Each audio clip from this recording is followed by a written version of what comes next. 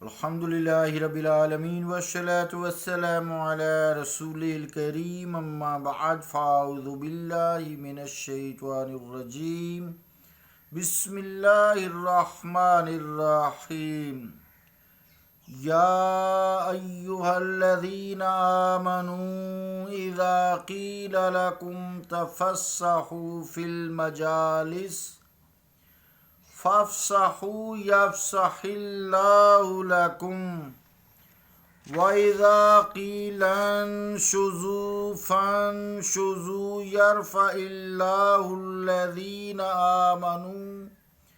آمَنُوا مِنكُمْ وَالَّذِينَ أُوتُوا الْعِلْمَ دَرَجَاتٍ وَاللَّهُ بِمَا تَعْمَلُونَ خَبِيرٌ صدق اللہ العظیم۔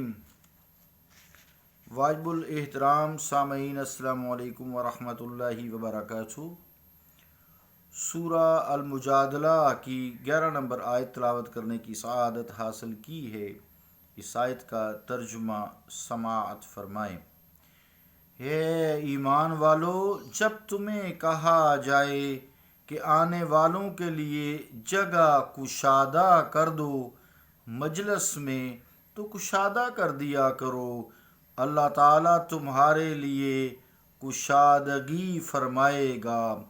اور جب کہا جائے کہ اٹھ کھڑے ہو تو اٹھ کھڑے ہوا کرو، اللہ تعالیٰ ان کے جو تم میں سے ایمان لے آئے اور جن کو علم دیا گیا درجات بلند فرما دے گا، اور اللہ تعالیٰ تم جو کچھ کرتے ہو اس سے خوب آگاہ ہے۔ اللہ کا قول سچا ہے جو بڑی ہی عظمت والا ہے۔ عزیزان گرامی قدر، السلام علیکم ورحمۃ اللہ وبرکاتہ۔ اس آیت میں بھی مسلمانوں کو مجلس کے آداب سکھائے جا رہے ہیں کہ جب مسلمان آپس میں مل بیٹھیں تو انہیں کس طرح ملنا چاہیے، آنے والے کے لیے جگہ کس طرح کشادہ کرنی چاہیے، اور جو بیٹھے ہوئے ہیں ان کے لیے کیا حکم ہے۔ اس عمل سے انسان کے اندر، مسلمانوں کے اندر باہمی محبت بڑھے گی اور ایک دوسرے کا عزت و احترام پیدا ہوگا۔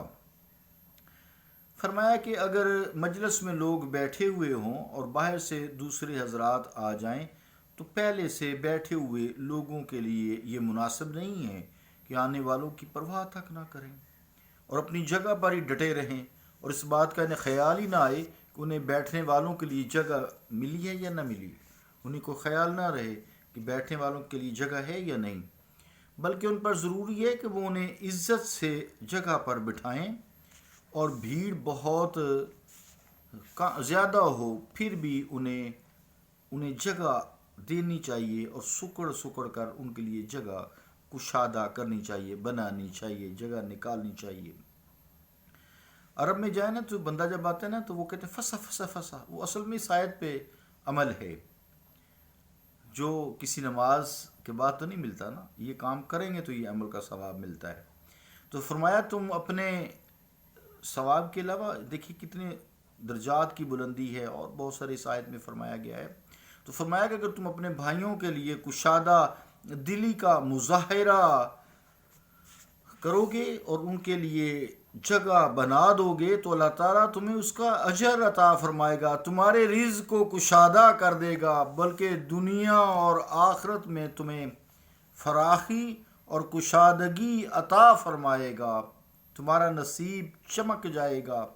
جو لوگ پہلے بیٹھے ہوئے ہوتے ہیں ان کو جو پھر تعلیم دی کہ آنے والوں کے لیے تو جگہ کشادہ کر دیں، لیکن حضور علیہ الصلوۃ والسلام نے آنے والوں کو بھی ہدایت فرمائی کہ وہ ایسا نہ کریں کہ جو لوگ پہلے سے بیٹھے ہوئے ہیں ان کو اٹھانا ہی شروع کر دیں یا ان سے جگہ مانگ کر لیں کہ بھئی اٹھو بھی یا پرے ہو جاؤ، نہیں، دونوں ایک دوسرے کا احترام کریں گے۔ پہلے سے بیٹھے ہوئے لوگوں کو ایسا نہیں ہے، رسول اللہ صلی اللہ علیہ وسلم نے فرمایا کہ وہ اٹھا دیں اور ان کی جگہ خود بیٹھ جائیں۔ ارشاد رسالت مآب صلی اللہ تعالیٰ علیہ وآلہ وسلم ہے، لا یقیم الرجل الرجل من مجلسه ثم یجلس فی. تفسیر قرطبی زیر آیت ھذا جز 17 پیج 298. اسی طرح عزیزان گرامی قدر اگر کوئی شخص مسجد میں بیٹھا ہے تو کسی کو اجازت نہیں کہ اسے اٹھا دے، چاہے بادشاہ ہی کیوں نہ ہو، اس کو اجازت نہیں ہے کہ بیٹھے ہوئے کسی شخص کو مسجد سے اٹھا دے اور خود اس کی جگہ بیٹھ جائے. اگر کسی شخص نے کوئی آدمی بھیج دیا کہ چلو پہلے جا کر اس کی جگہ رکھ لے، ایک نشست محفوظ کر لو، وہاں بیٹھ جاؤ، یا جائے نماز ہی کم از کم بچھا دو، یعنی جائے نماز بھیج دی کہ میری جگہ پہ جہاں میں نے بیٹھا ہے یا کہیں بھی جہاں بھی مناسب جگہ ہو تو وہاں جا کر یہ جائے نماز بٹھا دو، میں ابھی جیسے جمعہ ہے تیاری وغیرہ کر کے آتا ہوں جمعہ کی، تو پھر وہ اس کی جگہ جو ہے مخصوص ہو جاتی ہے. لیکن نمازی کو چاہیے کہ ایک جگہ اپنی یہی نے مخصوص کر لے، اس پہ کسی کو بیٹری نہ دے، چاہے وہ دیر سے ہے چاہے جلدی آئے. اسی طرح اگر کسی شخص نے جیسے جائے نماز بھیج دی ہے، پہلی صف میں بچھا دی ہے، دوسری میں بچھا دی ہے، یا کسی آرام دہ جگہ پہ جیسے بوڑھے شخص ہوتے ہیں دیوار کے ساتھ ٹیک لگاتے ہیں، تو کوئی بات نہیں، تو یہ درست ہے. جس وقت بھی وہ آئے گا اپنی جائے نماز پر بیٹھ کر نماز ادا کر لے گا. تفسیر قرطبی زیر آیت ھذا جز 17 پیج 298. تفسحو کا جو لفظ ہے نا، تفسحو تو ای توسعو، یعنی اس کا مطلب ہے کھلا کرو، کشادہ کرو. جب حاضرین مجلس کو یہ کہا جائے کہ اب یہ تو بیٹھنے کی ہوگی نا بات، اب مجلس ختم ہو گئی، محفل ختم ہو گئی، جو فنکشن تھا یا جو بھی تھا جس کے لیے مسلمان اکٹھے ہوئے تھے، نکاح ہے یا کوئی بھی ہے، دعوت ہے، کوئی بھی ہے، حاضرین مجلس ہیں، اب بیٹھ کے بات ختم ہو گئی، یعنی ختم ہو گئی، مجلس ختم ہو گئی، تو مجلس کے جو حاضرین ہیں جب انہیں کہا جائے کہ جناب اب آپ تشریف لے جائیں، بات ختم ہو گئی، فیصلہ ہو گیا یا جو بھی بات ہے وہ کمپلیٹ ہو گئی، تو انہیں فوراً چلے جانا چاہیے. ورنہ اہل خانہ، یہ یہاں سے جو آیت کا حصہ ہے نا، وقیل انشزوا فانشزوا وَإِذَا قِيلَ انشزوا فانشزوا، یہاں سے آیت کا حصہ ہے. تو فوراً جب انہیں کہا جائے تم چلے جاؤ، رخصت ہو جو مجلس ختم ہو گئی ہے، تو انہیں چاہیے کہ وہاں اب نہ رکیں، وہاں بیٹھے نہ رہیں، وہاں سے وہ چلے جائیں. ورنہ اہل خانہ یا منتظمین مجلس کو بڑی کوفت ہوگی، ان کے کام میں رکاوٹ ہوگی. سرور عالم صلی اللہ تعالیٰ علیہ وآلہ وسلم جب صحابہ کو اپنے گھر میں مدعو فرماتے تو کھانا کھا لینے کے بعد بھی وہ بار بار کہنے کے باوجود زیارت کے لیے بیٹھے رہتے تھے، اٹھنے کا نام نہ لیتے تھے. تو ان کی یہ تمنا بھی ہوتی تھی کہ سب سے آخر میں اپنے آقا اور مولا سے مصافحہ کریں، اتنی دیر میں زیارت کا وقت مل جاتا تھا زیادہ. تو انہیں بتایا گیا کہ تمہاری محبت اے صحابہ بجا ہے، لیکن حضور علیہ الصلوۃ والسلام کے آرام کا بھی تمہیں خیال رکھنا چاہیے، نیز حضور علیہ الصلوۃ والسلام کی دیگر مصروفیات بھی ہیں، ان کے لیے بھی تمہیں مہلت دینی چاہیے. عزیزان گرامی کے اندر جو آگے حصہ ہے کہ یرفع اللہ الذین آمنوا منکم والذین اوتوا العلم درجات، تو اللہ تعالیٰ کے نزدیک مرتبے کی بلندی یعنی بلندی مراتب، اور رفع درجات یعنی درجات کا بلند ہونا، عرفہ جو ہوتا ہے رفع جسے کہتے ہیں اونچا ہونا، درجات کا اونچا ہونا، اس کا ذریعہ ایمان شرط اول اور علم ہے. ایک ایماندار شخص، نادار شخص اور مفلس ہی کوئی شخص کیوں نہ ہو، کافر رئیسوں سیٹھوں سے اس کا درجہ اللہ تعالیٰ کی جناب میں بہت بلند ہے.